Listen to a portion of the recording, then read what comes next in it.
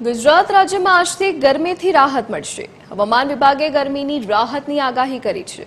તાપમાનમાં 2 થી 3 ડિગ્રીનો ઘટાડો જોવા મળશે. ગુજરાત પર એક સાયક્લોન સિસ્ટમ સક્રિય થઈ છે. સાયક્લોન સિસ્ટમ સક્રિય થતાં તાપમાન ઘટશે તો 2 થી 3 ડિગ્રીનો ઘટાડો થવાની શક્યતા હવામાન વિભાગ દ્વારા વ્યક્ત કરવામાં આવી છે. એટલે કે લોકોને ગરમીથી થોડી રાહત મળી રહેશે.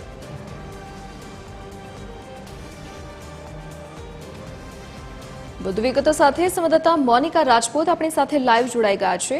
જી મોનિકા, હાલ રાજ્યમાં ગરમીની શું સ્થિતિ અને હવામાન વિભાગની શું આગાહી ગરમીને લઈને?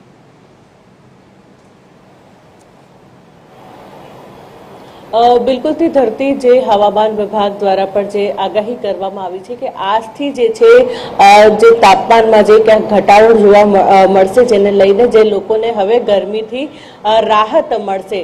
જે પ્રમાણે વાત કરવામાં આવે તો ગઈકાલે જે અમદાવાદનું જે તાપમાન છે 43 ડિગ્રી જે છે જોવા મળી રહ્યું હતું.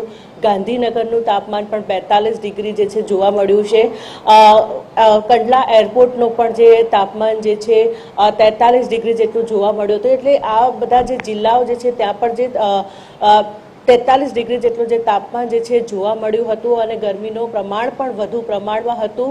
પરંતુ જે પ્રમાણે હવે આજથી જે છે જે ક્યાંક ગરમીમાં તાપમાનમાં પણ જે ઘટાડો જોવા મળશે, જેને લઈને આજથી લોકોને ગરમીથી થોડીક જે છે રાહત મળી શકે છે. ગુજરાતની વાત કરવામાં આવે તો ગુજરાત પર એક સાયક્લોન સિસ્ટમ જે છે એ સક્રિય બનશે અને એ સિસ્ટમના કારણે જ ક્યાંક તાપમાનમાં છે ઘટાડો જે છે જોવા મળી રહ્યો છે. જે પ્રમાણે વાત કરવામાં આવે તો ગઈકાલે જે તાપમાન અમદાવાદનું જ્યારે 43 ડિગ્રી જેટલું તાપમાન હતું, તો જે આ સાયક્લોન સિસ્ટમના કારણે જે તાપમાનમાં 2 થી 3 ડિગ્રીનો જે ઘટાડો જે છે જોવા મળશે, જેથી લોકોને છે ગરમીથી થોડીક રાહત જે છે મળી શકે છે.